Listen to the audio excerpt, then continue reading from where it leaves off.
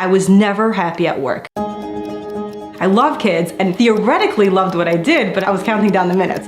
If you're not happy, it's probably a good sign that you're doing the wrong thing.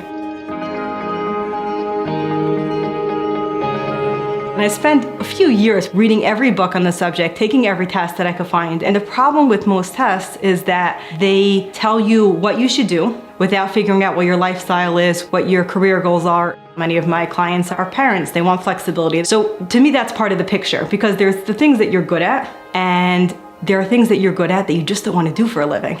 You shouldn't do for a living.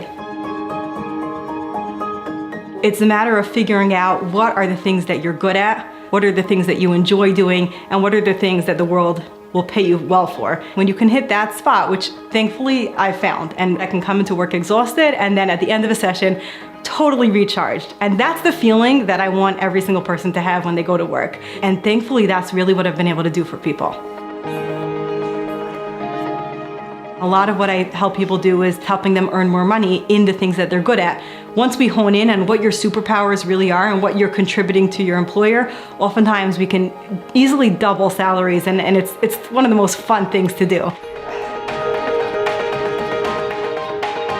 We think $50,000 for a degree, well, of course, that's how much it costs.